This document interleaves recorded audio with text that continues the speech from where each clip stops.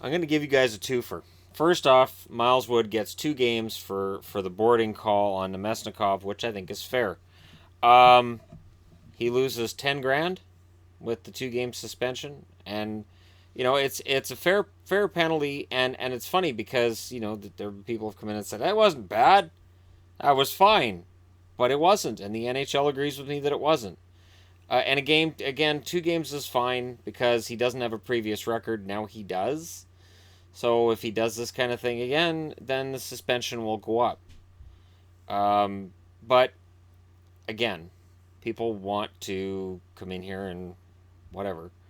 And there have been a number of comments I've had to delete. And there are a number of comments I've had to delete as well because they're not helpful about the Chicago fan thing that I posted this morning. And honestly, it's one of those things that I'm not sure that people understand something. And it's simple.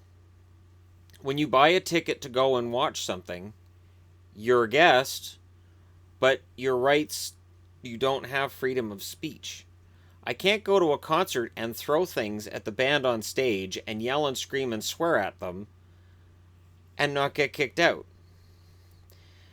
I came across the NHL fan code of conduct, and I found this on multiple sites related to the NHL, and it word for word is exactly the same all the way across.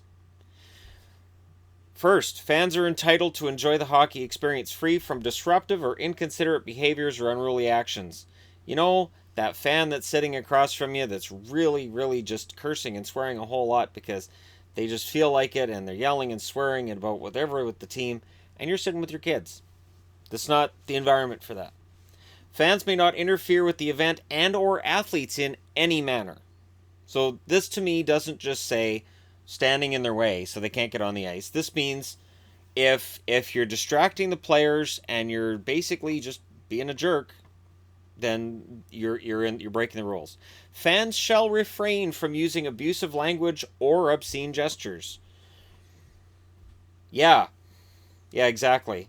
Fans may not engage in fighting, throwing objects, or other behavior deemed detrimental to the experience of other guests, and those who engage in any of these actions will immediately be ejected from the game. And I've seen that. I saw that at the Boston Vancouver game last year where a Boston fan got thrown out. No, there's 2 Boston fans, I believe, that got thrown out for instigating something with Vancouver fans in the crowd. And it was in my section, so I was like, oh, great, this made me look bad. Now I got to hold my head down for the next 10 minutes. Fans are encouraged to report inappropriate behavior to arena staff. And it's right, when you're in Rogers, it's right up on the big board. If you see anything, text this to Rogers and security and your where you're sitting, and security will be there in minutes.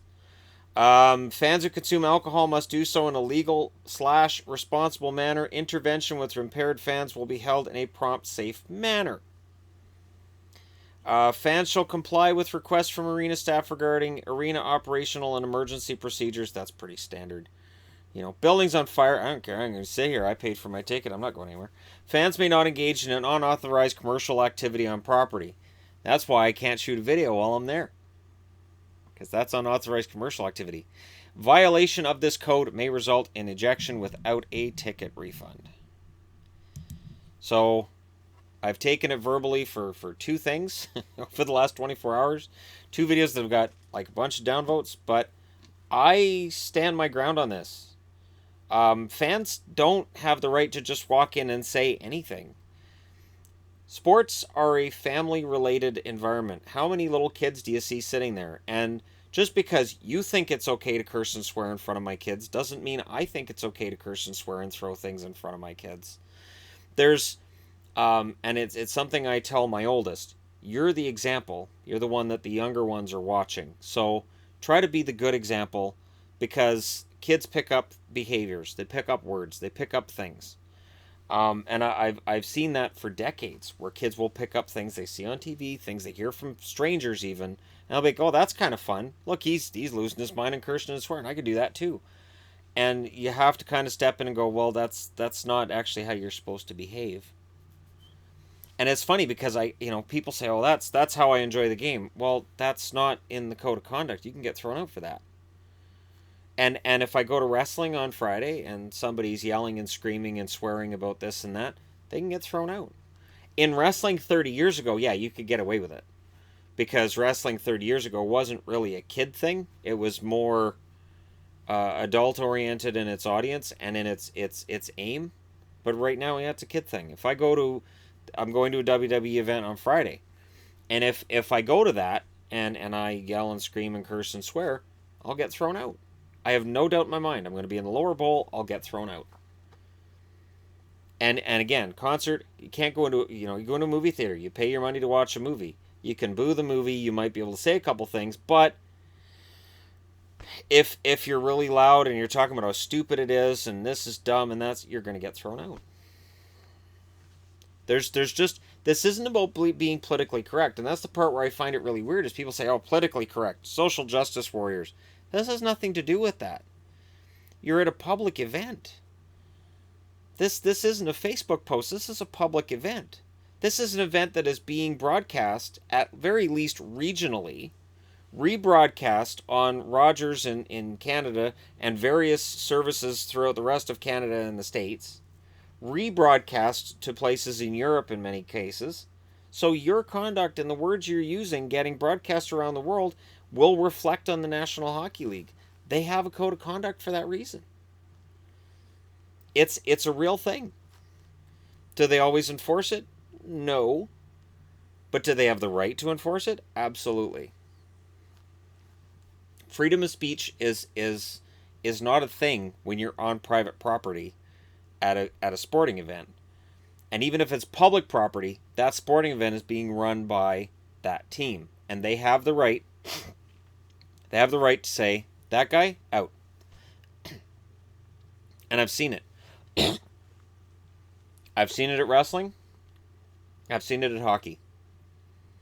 Where ushers do the point, and you're like, he's out of here. Oh, he's out of here. Now, there are times they get it wrong. But in the case of last night, they got it right. And, somebody else made the point of, basketball, there's no separation. So fans say things, basketball players can go out and clock them. I absolutely guarantee if that glass wasn't there, fans aren't saying squat to players. Because if they know they're going to get punched in the head, they're not going to say it. So to portray this as being like, oh, the players are really fragile. No, this is not Roman gladiators. These are hockey players. And, there's certain things that are out of bounds, and there are things that are in the code of conduct. So there you go. There's my last word on that. My last word on Miles Wood as well, on a night when New Jersey won without him. And, things are as they are. And yet, while I'm getting whatever comments about New Jersey there, New Jersey moved up 3 spots tonight on the power rankings.